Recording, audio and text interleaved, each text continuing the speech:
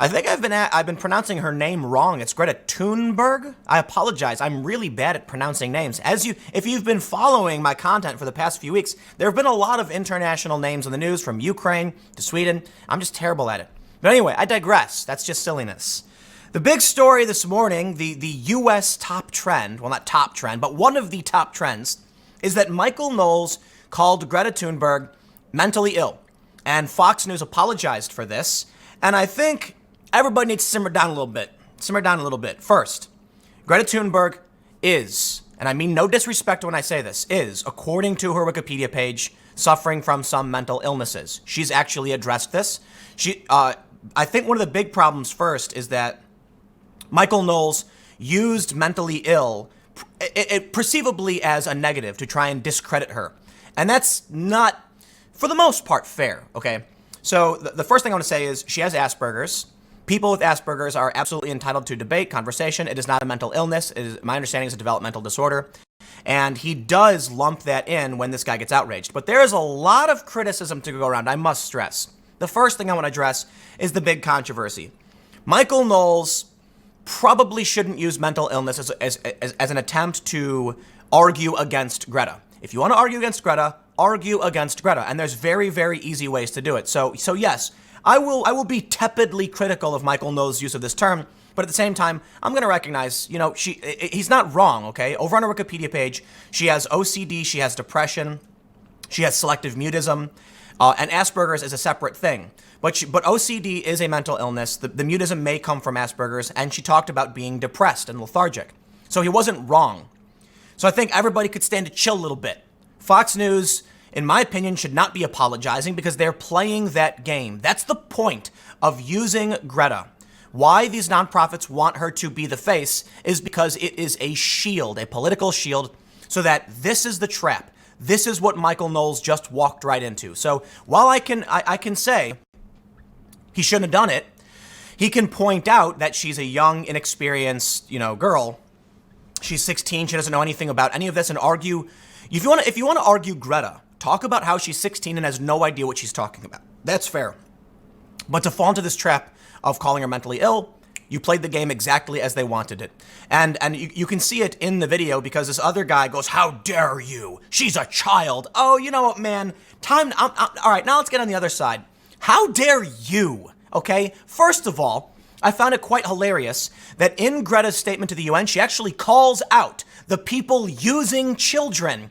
Like, I can't remember exactly what she said, but I actually found it really, really funny. As if she's not completely oblivious to the fact that they are using these kids. And they all clap for it. Like, yes, that's right. I was like, oh, these people are oblivious. Greta is not attacking the right. She's absolutely not.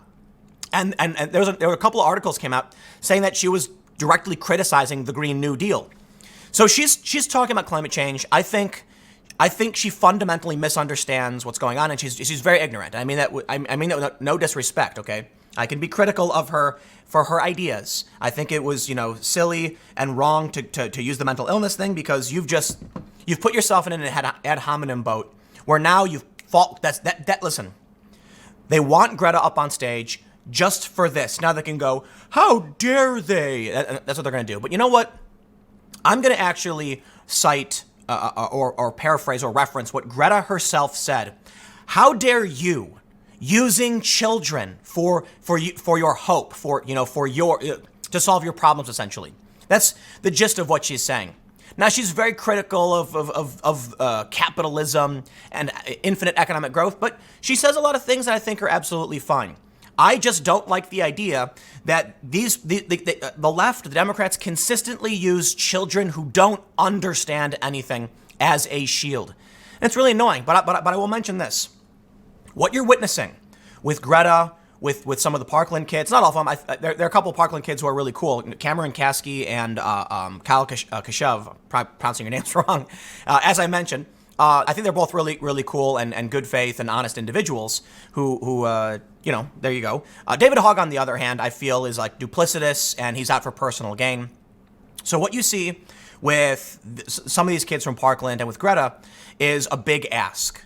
Or it's essentially a big ask. You put a kid out there to say a bunch of bombastic things, they're hollow and they're sensational, And then when you say, okay, calm down, children, we're not going to destroy the entire economy, we're just going to do a little bit, it sounds more reasonable. That's the big ask. It's a common tactic. Using children is politically expedient, okay? How dare you attack a child? Oh, shut up. Get out of my face. I'm not going to listen to that. Now, I will be like, don't call her mentally ill and act like that's a reason she can't have an argument. I'll say it like this. I respect, okay, that Greta, is standing up for what she believes in, that she's taking this vote and doing all these things. I believe it's ineffective. I believe that she fundamentally doesn't understand what's happening in the world. And case in point, let's argue the actual issue here, okay? It's kids versus the world in a landmark new climate lawsuit. On Monday, Greta Thunberg and 15 other young people filed a potentially world-changing lawsuit. I got to stop you there, okay? They filed a lawsuit against a bunch of countries. What were those countries? It will compel Argentina, Brazil, France, Germany, and Turkey, the 5 countries named in the suit, to work with other nations to forge binding emissions reduction targets. A sharp change from the current international efforts that have so far basically rearranged the deck chairs on the Titanic, whatever. This is all wrong. I shouldn't be up here, Thunberg said, addressing the General Assembly shaking with rage. I should be back in school on the other side of the ocean. You have stolen my dreams, my childhood with your empty words. We will not let you get away with this. Right here, right now is where we draw the line. Okay, let's legitimately criticize Greta for her ideas and for her activism. And, I think I've sufficiently criticized to the best, that's to the extent that it's deserving, calling her mentally and all that. First, I'm sorry, I disagree. I don't think anyone's stolen your dreams. I think you're living your dreams. And again, I'm trying to say this with respect. I'm not trying to be mean. I think I have tremendous respect for environmental activists, as I have been in the past myself, an environmental activist. Here's the thing, though. At 16 years old, I could have only dreamed that I would be welcomed on the UN stage to express my ideas and talk about the things that I thought were very important. And I know it's cliche, and I heard it all the time when I was younger, that you think you know everything, you're an idealist, not a realist. And I said, nah, man, you're old and you're out of touch. And then I got older and was like, oh, about that 16-year-old me. I get it. I used to write punk rock anarcho songs on my guitar. I was super far left, anarcho skateboarding, singing Baby I'm an Anarchist, all that stuff. And then I kind of grew up and realized that, everybody has a right, everyone has a perspective, and things change. So let me get to that point. Greta, man, you're living the dream, dude. I'm jealous, okay? I wish when I was 16, I got to meet former presidents. I wish that I got to go up on the UN stage and talk about all of these things that I thought were problematic, like war. Man, if I could go back in time, okay, when I was 16, and get to go up on stage and talk about the wars in the Middle East and all of these problems, that would have felt like a dream to me, an absolute dream. Walking on the streets yelling, being 16, 17 years old, angry about what the U.S. is doing overseas and how nobody's talking about it. And now you have, she's saying, I should be back in school on the other side of the ocean. I'm sorry, man. I think you can't, it's hard to know how you would feel, but imagine if she was in school on the other side of the ocean, not welcomed here, not being given this opportunity. Yeah, it would be her dream to come and do this. So I got to push back on that. But I also want to stress, what it comes down to for this lawsuit, okay, and what Greta is doing, we can see that she fundamentally misunderstands the problem. Take a look at this story. It's very simple. This is from today, okay? This is from, I believe, 9 hours ago on CNN. New coal power plants quietly springing up in China. Amid a trade war with the U.S., China is sliding on its environmental promises for cleaner energy. Please use your position to go after the biggest countries that are pumping out carbon emissions, okay? Now, first, I actually have no problem with this lawsuit at all. I lean tepidly towards, I actually think it's a good thing. I have absolutely no problem with countries incentivizing getting closer, getting onto renewable energies, all of that stuff, okay? If we can revolutionize the energy market, energy is everything. Okay, at the root of everything we produce in our economy comes energy. Go back in time, all the way back in time. Humans were consumed every waking minute of the day because human labor was required for survival. Something incredible happened. Humans tamed the wild beast. And by using animal energy, it increased production and output by a significant degree. And now, instead of humans carrying things, they could have beasts of burden carry things. That harnessing that animal power saved humans time. Eventually, humans got to the point where we could comfortably sit around staring at the stars and start theorizing and thinking. Our life wasn't consumed with survival. That's energy. Over time, our energy went from, like human energy, which was like humans eating food, to animals eating food. And then we started learning to burn things and actually pulling energy out of things through fire. We want to win the energy race. It's never going to stop. There's always going to be new ways to find energy and get a better return on energy investment. Nuclear energy apparently has one of the highest, next to like petroleum and fossil fuels. So outside of the environmental argument, I'm looking at this from a human development circumstance, right? That if we can get look at Iron Man. In Iron Man, okay, the first movie, great movie, Tony Stark didn't necessarily invent a weapon. Obadiah Stane, he's the bad guy. He says, while trying to rid the world of weapons, you gave it its greatest one yet. And Obadiah wasn't talking about the Iron Man suit. He was talking about the arc reactor. I know it's fiction. I like the movie. I'm sorry. But the arc reactor in Iron Man was a tremendous source of power that enabled them to power the Iron Man suit. And that's why in the second movie, you had Justin Hammer needed Vanko to, maybe a bit esoteric for everybody, but basically the second movie is industrialist brings on a Russian dude who can create the arc reactor. The point is, energy is everything. Okay, I'm being a bit hyperbolic, it's not everything. But if we can improve, if we can develop, awesome. So yeah, let's absolutely get on that energy race. So look, if they're going to be talking about climate change and carbon stuff, I think the happy medium is talking about the energy, using new forms of energy and advancing and developing human life and colonizing the stars and all that stuff. Now, I get it. Greta, I believe Greta's a communist, okay? And I'm not saying that hyperbolically or like facetiously. Like she was seen wearing an Antifa t-shirt that she said, like, I guess she apologized for it. But I guess it's her dad's. I don't know a whole lot about it. But she talks about this, she directly criticizes the world for their, infinite economic growth, mentality. And she's got a point. It's true. Like, we can't have infinite economic growth for the most part. I mean, we might develop, we've changed to an attention economy, which is no longer producing physical objects. So it's entirely possible we can have infinite economic growth because we're selling golf balls on mobile games. So consider this. At one point, it was problematic if you were thinking we would grow indefinitely because growth requires product, creation and consumption. But now people aren't having kids. Global birth rate is declining. And a big portion of the economy is digital. These digital products aren't creating things, okay? So we're not creating waste from it. However, the server farms energy, it's still consumed, so there still is an output. So, we'll figure something out. If we can get to, completely renewable energies or, for data centers or server farms or whatever, then we're looking at infinite economic growth because it's a digital landscape. So anyway, so here's what I wanted to highlight. China is producing a ton of carbon emissions. So is India. Why are they talking about us? The US and many other countries have been continually working to solve this problem. In fact, the perfect example is that they brought her up at the UN to talk about it. So we are not the problem. It is not the end of the world because of what we are doing, okay? We are doing bad things, absolutely, but we are trying very, very hard. There are a lot of people in this country who don't believe it's a problem, okay? I think that's a problem, but I don't think the answer is to just wave around like, signs calling people morons and idiots. I think the issue is to just compromise and say, listen, if you think the world's going to end in 12 years, I'm sorry, you're wrong. I've covered this story over on Subverse. We've talked about it. It's not true. But there is still a problem of human pollution. And I believe, yes, we've got to do something about greenhouse gases. We don't want to be frogs boiling in a pot, and we don't want to be like yeast slowly toxifying our environment.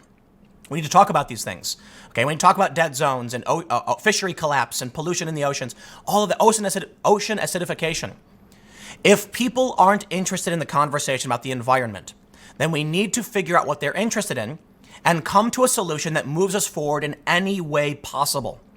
Standing up on stage and ranting about how we've stolen your dreams or whatever, even though the US is doing a lot and we have huge, massive NGOs, and in America we are very much environmentalists, not everybody.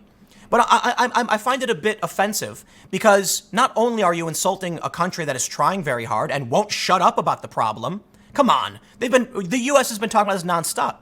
But you're not addressing what the other countries are doing. But more importantly, you are hurting the argument. Okay, conservatives are latching onto this. They're calling her mentally ill. They're arguing about her and not the issue. It's simple. I wish we had somebody who could go up on stage and say, anybody who doesn't believe in climate change, okay, what do you want? What would work for us to move forward with some policy proposal that will benefit what you're looking for and what we're looking for? It's that simple. And it's funny to me that so many people were unwilling to vote on the Green New Deal, because if they truly believe the world is going to face irreversible damage in 12 years, you'd think they'd say, just vote for it. You'd think they'd say, we'll take anything we can get. Instead, they're putting a hard no. That's what I don't understand. It's the worst negotiating tactic ever. You get these Democrats saying, we have to do this or nothing. And it's like, well, I mean, why nothing? Why not compromise? If the world's going to end in, a couple decades or whatever, or you think that within 12 years there's irreversible damage, wouldn't you be willing to accept any compromise at all? Here's the big problem. The Green New Deal is trash. If they came out and said, here's our Green New Deal, we want to do a massive government investment into infrastructure, reconstruction, energy efficiency projects for public buildings, and we want to invest into renewable technologies via grants and private and public grants. I'd be like, that sounds fantastic. I'm concerned about the deficit. It's really high, and there's a lot of concerns about budget constraints. So let's talk about what we can get out of that arrangement. Tons of people working, temporary jobs, but sure, hey, we'd have new energy investments, which could result in better energy returns on energy investment, new technologies. We could be developing and advancing in a lot of ways that would probably be very beneficial. I understand that Obama kind of screwed up Solyndra. I don't know what happened too much with that because I did, back then when it was happening, I was following it, but it's been a while. But, basically they tried investing in this big solar thing that failed. I don't know what the solution is, okay? But if you've got two factions and one saying it's not happening and one saying it is, or you've got one saying it's not man-made, then you're not going to solve the problem by crying on stage and insulting the country that's actually trying to solve it. We may not be perfect. You may not have everyone in this country on board, but this does the opposite, okay? For someone like me, when I see these appeals to emotion and appeals to majority or authority, I get really, really angry. And I'm sure there are many people who feel the same way. I don't let that anger guide my opinions and the research I do. But if someone goes up on stage crying and saying, won't you think of the children? You know what? I'm out. That's offensive and insulting and degrading, and it hurts the argument, and it hurts our ability to move forward. You want to go pander to the emotionally weak and the weak-willed? Go do it somewhere else. You want to have a conversation about actually solving our problems? You don't do it this way because it pisses people off. For me, I've tracked enough of this to be concerned about it, and I think there's something we can do. I think conversations like this are beneficial because people who might not normally hear, a solution or a compromise or something can now hear it through actual conversation. But this is division. This is divisive, and it is the opposite of what they think it will do. So, whatever. This is a long video. I'm going to stop now. Final point. Michael Knowles was directly referencing Greta Thunberg's actual mental illnesses. Fox News is probably not going to have him on the show again. You fell into the trap. Don't fall into the trap. I don't have any ill will towards Greta. I actually am very impressed with her being so young and her traveling across the ocean. It is what dreams are made of. That's the final point I want to say.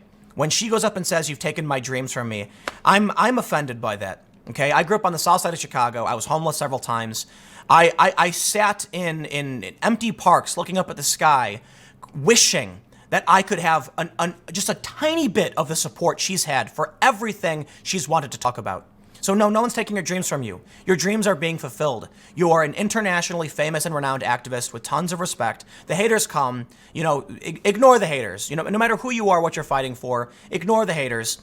Do your thing. We will argue with you. I will tell you why I think what you're doing is wrong, but I do have tremendous respect for anybody willing to get up and do something about it. There is the issue of Greta being incorrect on a lot of these issues and causing problems, and I will argue against that. But I will not argue against her. I will not insult her. That is wrong. That is a trap being set, and that's why they use kids. So all of my ill will towards those who are manipulating everyone using children, I find that deeply offensive. But when you come out and start insulting the kids, that's the trap they're setting for you. So don't do that, okay? It's not Greta's fault. It's none of this is hers, and you shouldn't be insulting her. I don't want to act like Michael Knowles' direct intent was to be dismissive or insulting, but I think whatever, he called her, a mentally ill child. Well, that's what you did, okay? So for one, everybody needs to calm down. He's essentially correct on what he said. Don't fall into that trap, though, okay? Let's talk about the ideas. The ideas are easy to go up against, and that's the conversation we should be having. Conservatives, moderates, whoever, actual environmentalists who want to have a rational conversation should be pushing back on the easy to dismiss ideas, like going after countries that are not China.